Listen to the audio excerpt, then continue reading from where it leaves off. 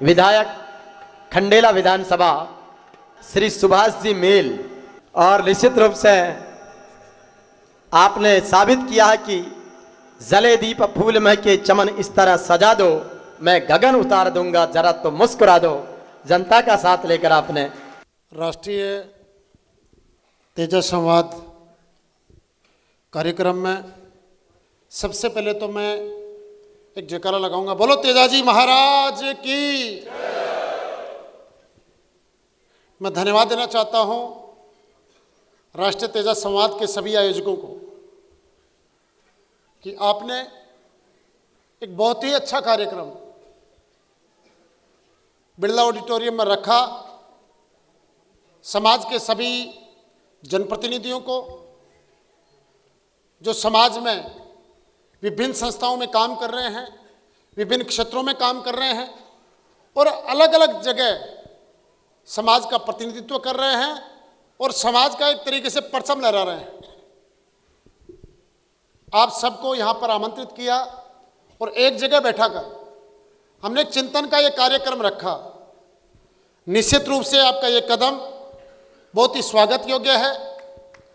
और जो सामने बैठे हैं, मैं तो व्यक्तिगत रूप से मानता हूं कि जो भी सामने जो प्रतिभाएं हमारी बैठी हैं, समाज की जो विभूतियां बैठी हैं, समाज के अंदर आपका योगदान हमसे बहुत कहीं ज्यादा है।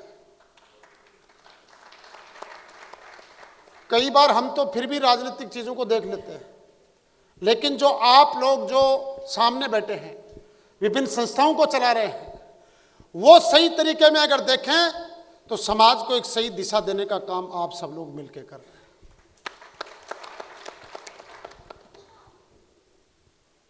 मेरा इस मंच के माध्यम से एक निवेदन भी है, जब भी हम कोई ऐसे कार्यक्रम करते हैं, सम्मेलन करते हैं, अधिवेशन करते हैं, तो ऐसे हर प्रोग्राम में से एक दो प्रस्ताव ऐसे पास होने चाहिए।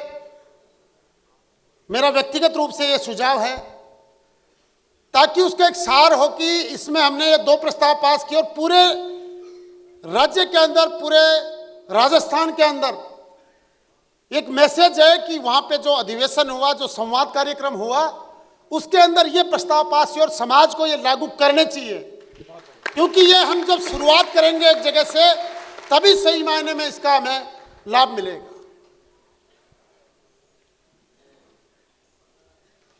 मैं मेरी तरफ से समाज के सभी विभूतियों से आश्वस्त करना चाहता हूं आप सभी को, मेरे लायक कभी भी कोई काम हो,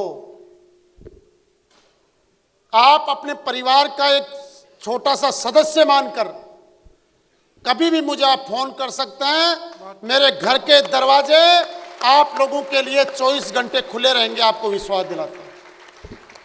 कोई उसमें राजनीतिक विचारधारा कभी आड़े नहीं आएगी, इस बात के लिए आपको आश्वस्त करता हूं। आज जिनके नाम पर हमारा ये कार्यक्रम जो तेजाजी के नाम से रखा गया है, सही मायनों में अगर हम देखें तो उनके जीवन से जो सार निकल के आता है, जो प्रेरणा हमको मिलती है, सत्य वचन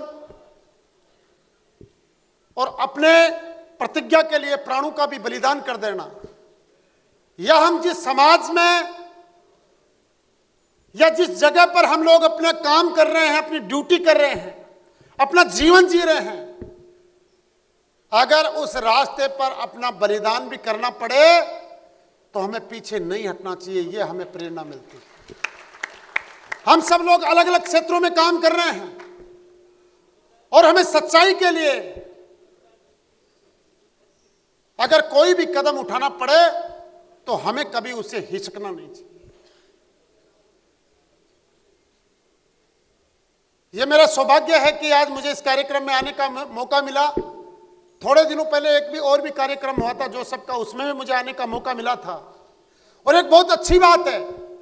और सबसे अच्छी बात इसमें यह है कि जो नौजवान 25-25 साल के, 20-20 साल के, ये सब लोग मिलकर ये कार्यक्रम आयोजन कर रहे हैं।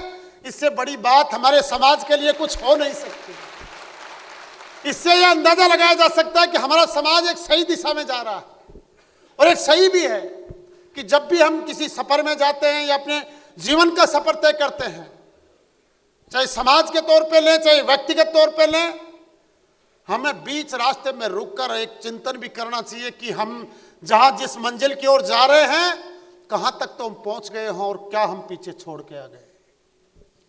तो ये एक तरह का जो पड़ाव आप लोगों ने रखा है, एक मशवरा करने का और एक आपस में बात करने का कि हमारा समाज कौन सी दिशा में जा रहा है, क्या हमें इसके लिए कदम उठाने चाहिए, तो एक बहुत अच्छा कदम आप लोगों ने उठाया है।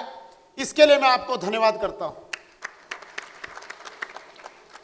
मैं तो ये कहता हूं कि जो सामाजिक चिंतक होते हैं, जो बुद्धिजीवी समाज के होते हैं, जैसे स्कूल कॉलेज चलाने वाले, शिक्षा संस्थान चलाने वाले, आप भी अपने सुझाव यहां पे दीजिए।